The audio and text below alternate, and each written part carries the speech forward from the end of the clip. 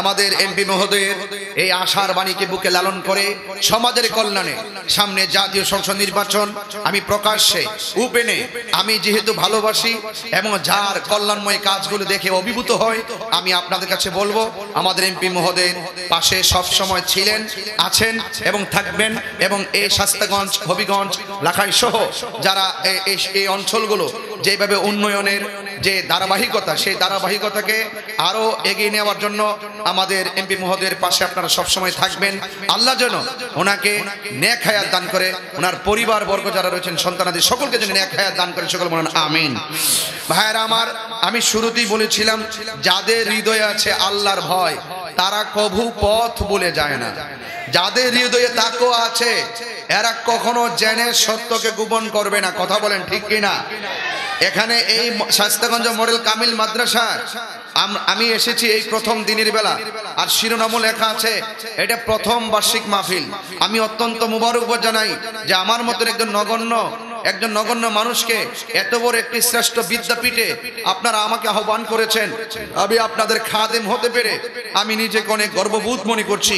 আমি আশা করব এই মাদ্রাসার মাহফিলটা ধারাবাহিকভাবে আমরা ইনশাআল্লাহ ধরে রাখবো এবং আপনারা যারা আছেন জানে মালে এই মাদ্রাসাকে সহযোগিতা করবেন।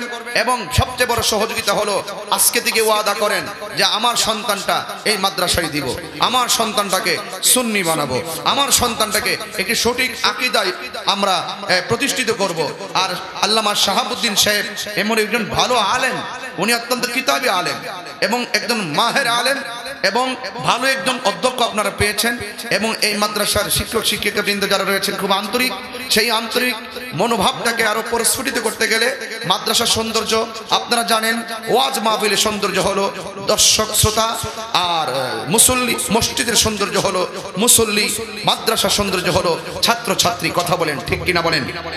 এই সৌন্দর্যকে আরো সুন্দর করার জন্য আপনাদের সন্তানগুলোকে এই মাদ্রাসায় দিবেন। সবাই বলেন ইনশাআল্লাহ।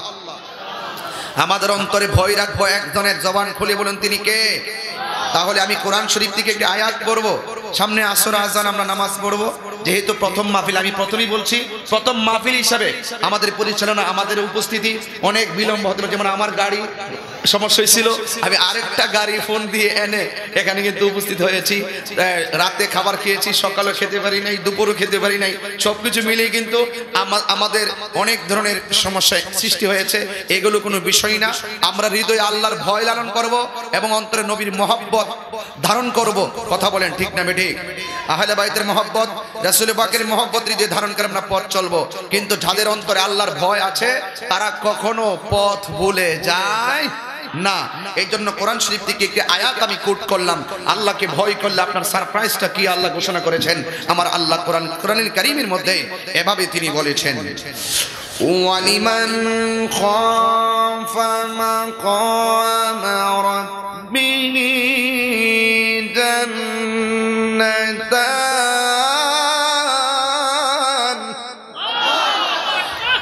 আপনাদের কণ্ঠে আরো আওয়াজ কিন্তু আছে, এই আওয়াজটা রাখবেন না, জবানটা খুলে একটু উজাড় করে বলুন তো আল্লাহু আকবার। কারণ এটা এমন একটি কোরআন যে এই কোরআনের একটা অক্ষর পড়লে 10টি নেকি পাওয়া যায়। জোরে কোন সুবহানাল্লাহ।